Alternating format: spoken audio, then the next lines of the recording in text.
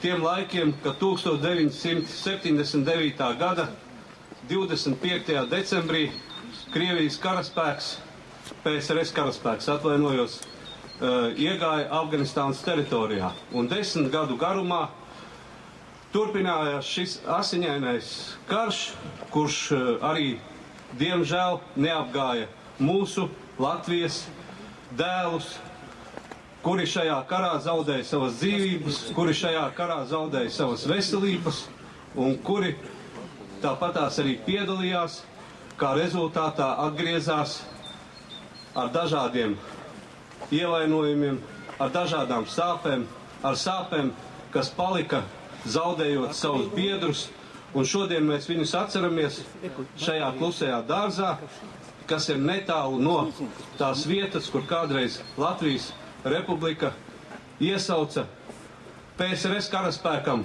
karavīrus, lai sūtītu uz šādiem te karstiem punktiem, kādos bijām nokļuvuši mēs. Jā, mēs jau varam domāt dažādi, bet karavīrs pilda pavēles, un mēs bijām tie, kas pildīja pavēli, un mēs savu karavīra pavēli esam izpildījuši. Arī tie, kas ir krituši, arī tie, kas ir pārnākuši, mēs esam viens ar otru saistībā, viens ir debesīs, otrs šeit, un mums ir jādomā par mirušajiem, par viņu ģimenēm, par viņu ģimenes locekļiem,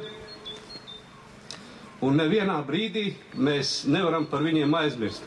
Paldies visiem klātesošiem, kas šodien ir atnākuši godināt kritušos, kas ir atnākuši godināt dzīvos.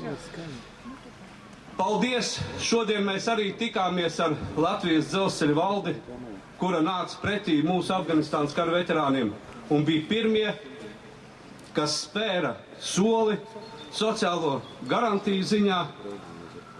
Es domāju, ka šis te ceļš ir iesākts un šis ceļš turpināsies.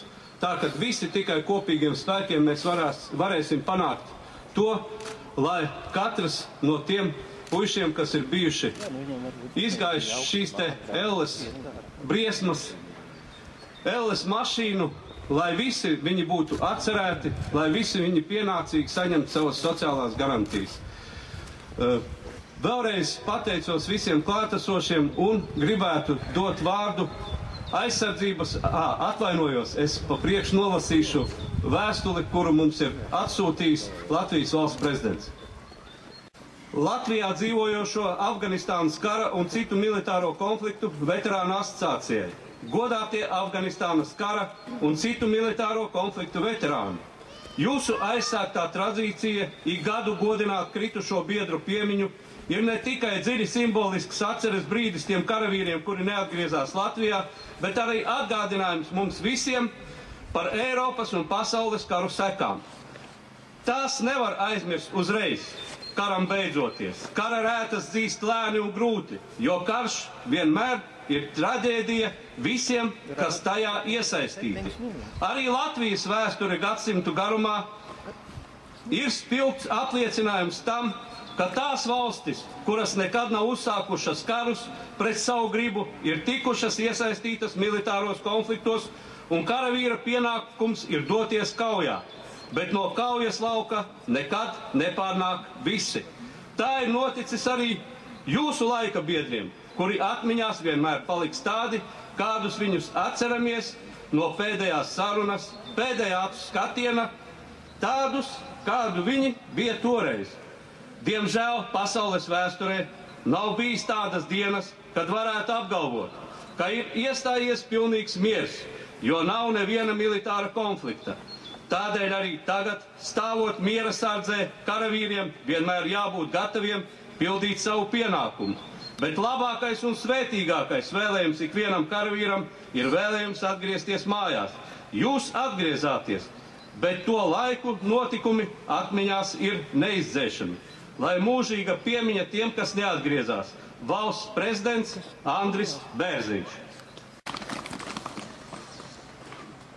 Godātie klātesošie afgāņi, kā parlamentārais sekretārs teica, karavīri.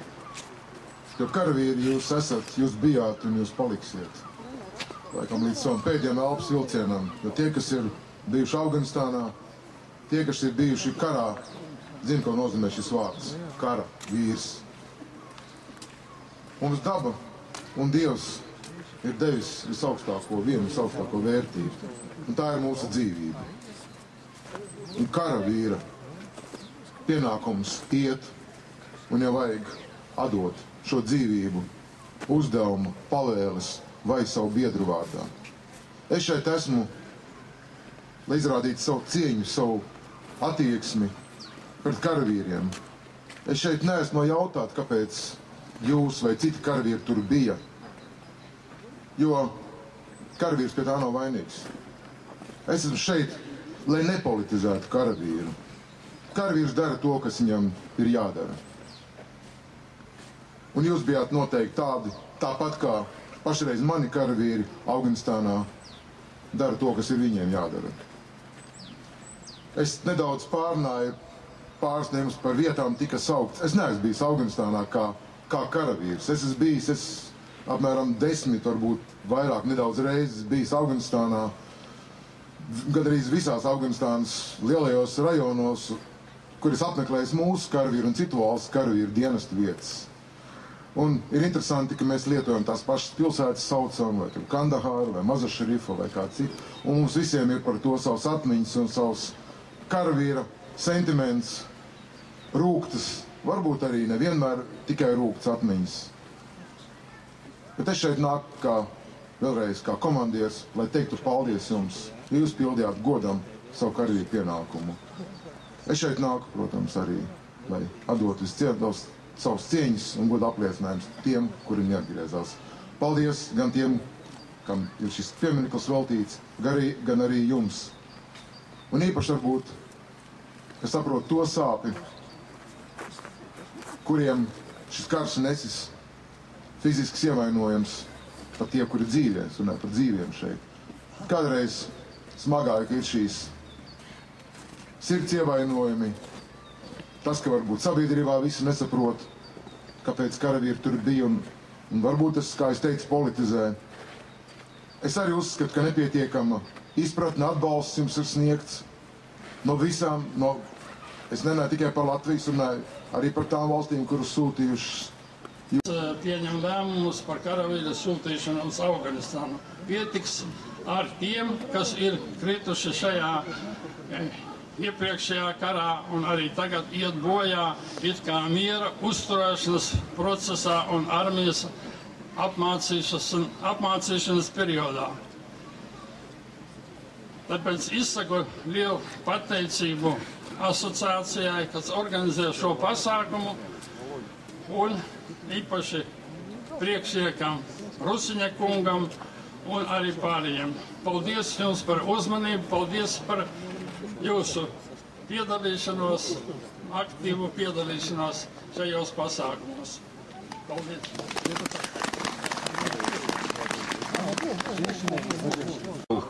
С нами почтить память погибших. Слова благодарности хочется высказать посольствам Российской Федерации, Беларуси, Украины за то, что они постоянно принимают участие в жизни нашего коллектива.